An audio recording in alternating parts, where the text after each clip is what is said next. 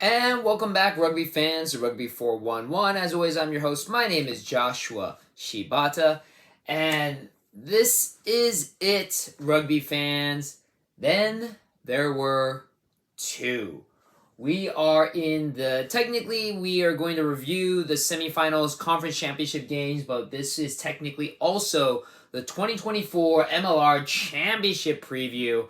It is going to be an exciting championship match between two of arguably the best teams right now in Major League Rugby, because they're also the only two teams that have championships under their belt. So it will be interesting to see who walks away with the title. But of course, before that, let's talk about the conference championship games. It was an amazing weekend of MLR action. Even though there was only two games, both games were very exciting.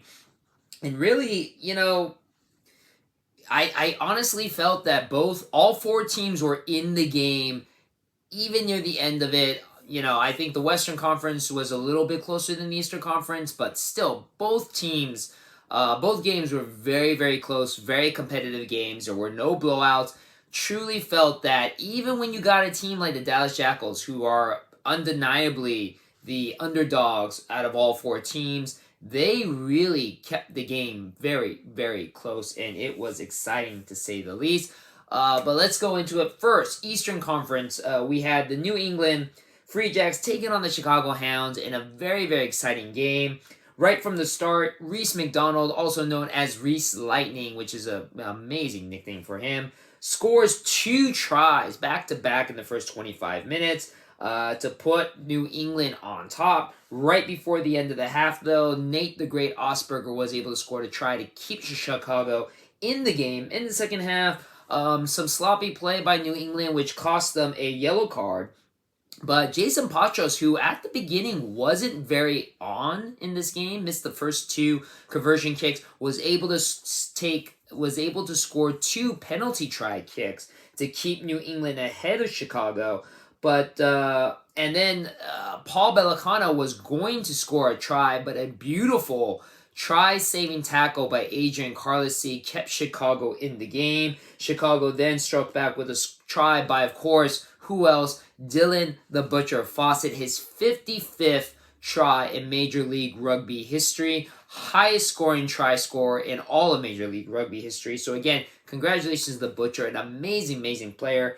That did keep Chicago within the game and to take the lead 17-16 with 15 minutes left. But unfortunately for Chicago, New England was able to score a try on kind of just a broken play by Chicago. The defense just kind of fell asleep at the very last minute. Andrew Quatrain was able to score what ended up being the deciding try to win the game 23-17. Again, Chicago played a great, great game. Looked like they might have been able to beat New England, but man, New England really proved why they are your reigning defending MLR champions, and now will possibly be back-to-back MLR champions. The second time to possibly happen.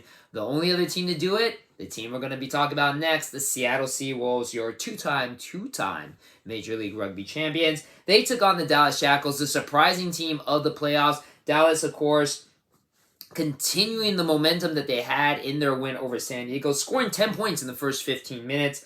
But unfortunately, then Dallas got really sloppy. 2 yellow cards, one of them resulting in a penalty try. And speaking as a guy who is supporting the number 1 penalty offending team in the league, Rugby Football Club LA, you can't win games when you're down a man, let alone 2 men. With that being said, Seattle was able to score their second try of the game by Nick Ben, who scored both tries to go up 20-7. Big Joey Taufuete was able to score an automatic 7 points to get them to 20-14 at the half. So Dallas was still ahead, even though they were down at 1.2 men, 20-14. Very impressive showing by Dallas against your two-time MLR champions in Starfire Stadium. So a lot of momentum again going with Dallas. Got a little scary for Seattle, I'll be honest. And even you can hear the crowd in Starfire Stadium kind of getting a little bit quieter as Dallas was really just owning that first half. Unfortunately, then in the second half, Seattle proved again why, just like with New England, why Seattle are MLR champions, let alone two-time MLR champions. They score immediately in the second half. J.P. Smith, talented fly half for Seattle, was going to score a try of his own. Unfortunately, let the ball go just as he was about to put it down. So unfortunately, that was a knock on. That allowed Wandy Oliver to possibly take the opportunity to give Dallas the lead with a beautiful penalty kick. But unfortunately, and he was perfect throughout the game. 4 for 4 off the tee. His next 2 kicks, unfortunately, he ended up missing. Dallas got them all and scored to keep the lead by 4 points with 8 minutes left in the game. Dallas was winning this game, guys. It just shows you how competitive Dallas has become. From a team that started first year no wins, second year only 3, and then third year making it to the Western Conference Finals, almost beating Seattle. In the end, Seattle was able to score with a late try to take the win, 28-25. It was so close. Seattle, though, walks away from Starfire Stadium with the Western Conference title and another trip to the MLR Championship. Again, congratulations to the Dallas Jackals for having a hell of a run, surprising run. Don't sleep on Dallas. I mean, this is, as I've always been mentioning, since almost the very first year, Dallas is a team that really has shown a lot of potential as they've gone on through the seasons. This is season number 3 for them, and already, like I mentioned, season 1, no wins. Season 2, 3 wins. Season 3, a Western Conference final appearance. Amazing.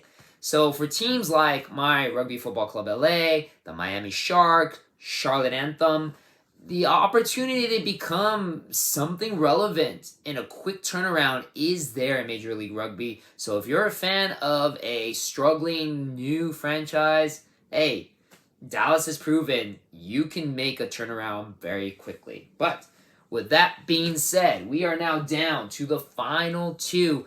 And as I mentioned before, these are the only 2 teams in the league currently that have championships under their crown.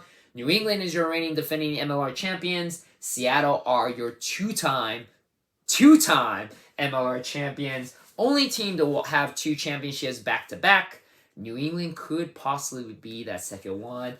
This game is going to be Sunday, August 4th, 1 p.m. Pacific Standard Time on Fox. That's right, big channel Fox. Outside of the United States, you can watch it on the Rugby Network. Again, you can watch it 24 hours later on the Rugby Network if you're not able to watch it live on Fox. Overall rivalry with these 2 teams, 3-2. New England is actually up 3 wins to Seattle's 2. The last time they faced, though, Seattle did beat New England April 20th of this season, 29-21 in New England. The only time, though, Seattle has beaten New England since then was the very first time that these 2 teams faced off against each other in 2020. So New England has technically been a little bit bigger in this rivalry. Now, overall, postseason, this is the 4th time that Seattle has made it to a championship game. They are technically 2-1 in championship appearances. Of course, their first 2 wins, back-to-back championship games over Glendale Raptors, San Diego Legion, and then, of course, they just recently lost to New York in 2022. New England, of course, are, again, your reigning defending MLR champions, defeating the San Diego Legion to win the title last year. Speaking of San Diego Legion, I'm going to take a little pause here. Unfortunately, San Diego just recently announced that their longtime coach, Danny Lee, has been let go. Unfortunately, apparently, San Diego has been struggling, not quite making it. They've always been there, but not quite making it to a championship run. And unfortunately, it just hasn't been the results that they're looking for. So Danny Lee, who's been their coach since 2022, has been let go. He is now the 3rd coach this season to have been let go. Of course, Stephen Brett from Rugby Football Club LA was let go. He was a longtime coach in Rugby ATL before coaching for LA, so he's been in the league since 2022 as well. And then Sam Harris, longtime coach in MLR, coach of Chicago Hounds, who unfortunately was let go right before the big playoff push. But since his letting go, with the exception of this last game, Chicago was on a 4-game win streak. Sam Harris, of course, coached the Austin Gilgronis 2021 and 2022, then moved over with the Chicago Hounds once Austin was closed to coach for 2 years there. So 3 coaches that have been in the league for about 4 to 5 years. All 3 of them are gone. It'll be interesting to see what happens in the postseason for those 3 teams, LA, Chicago, and San Diego, where they're going to go with their future coaches. But enough being said of that. Back to this championship game. New England versus Seattle in San Diego Snapdragon Stadium. That should be an exciting game. Hopefully it's a big turnout. I mean, San Diego did just recently host Fiji versus New Zealand, which sold out over 30,000 fans. I'm hoping this will be a big big attended game as well. Like I said, you have 2 really, really good teams. New England, though they struggled a little bit this season, still proving why they are one of the best teams in the league. And Seattle has always, for whatever reason, you think that they kind of struggle throughout the year, but when push comes to shove, when it comes to that playoff drive, they always show up in the playoffs. Again, like I mentioned before, this is the 4th time that they've made it to a championship game. No other team so far in league history has made as many appearances as Seattle, nor has won as many titles as Seattle. So, with that being said, now the big one. Who wins this game? Ah, man, it's going to be tough. Now,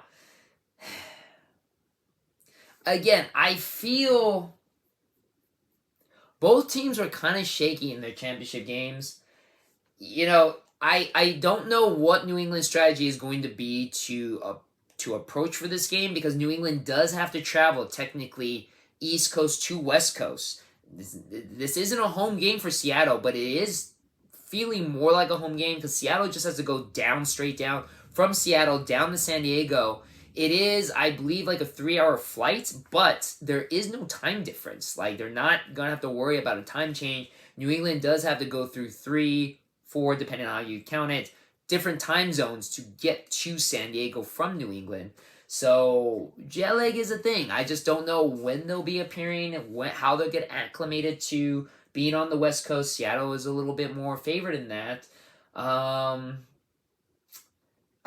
This is going to be tough. Though New England, again, this is a very, very tough game to decide. Llewellyn's going to be very happy. My buddy Llewellyn is going to be very happy because this is his favorite team. But I think Seattle walks away and becomes your very first time, three-time Major League Rugby champions in Major League Rugby history. But either way, it will be an exciting game. Again, you can watch it live on Fox, 1 p.m. Pacific Standard Time, Sunday, August 4th. I'm amazed it's already August. This year's gone by so fast, guys. But yeah, it should be an exciting game. Now, this is technically going to be my last MLR video for the year because I don't really do a review of the championship game. But again, watch the game. I do want to thank everybody that's been watching all these videos, all the new fans and subscribers that have picked up, that have caught on because of Major League Rugby. I think that's awesome, and it's great, like my buddy Llewellyn. Thank you very much for watching and sticking along with me for this whole season. Thank you if you were part of my Super Brew League for joining us for that. That was lots of fun. Don't think that just because we're done with Major League Rugby season that the rugby season is over. The beauty of rugby is pretty much year-round. We have so much more rugby action. If you're into sevens, which, I mean, God, sevens has just blown up because of the Olympics, which I will be doing a video because there's a lot of big news coming up with women's rugby, and especially our women's elite rugby league that's going to be starting next year. Big news on that. And I'll talk about that in the next video. But sevens has blown up. We have Rugby Town Sevens, one of the biggest sevens competitions that's coming up. It's going to be next month. We have, of course, USA Rugby is still in competition, both men's and women. Men's have the Pacific Cup Series that's coming up, of course, kicking off in LA against Canada, which I'm hoping I'm going to be there to do the, if anything, to do the PA announcing. If not, I'll be there as a fan. And, of course, the women's are going to be part of WXV in the Tier 1 division this time around, which is a big step up for them. And, of course, then we do get to Rugby Sevens because that will start taking off in the fall. I think Premier Rugby is also going to kick off again in the fall as well. Before you know it, we also have the draft coming up next month. And before you know it, we'll be right back into 2025 with another year of Major League Rugby action. I can't wait. And again, I appreciate you guys for always sticking up and staying around and supporting. Really do appreciate it. Again, don't stray too far from the channel. We'll still be churning out more rugby videos as they happen. If news starts to drop, like what's going to happen in the next video when I talk about women's rugby. But again, I do appreciate your guys' support. And as always, I'll see you on the pitch.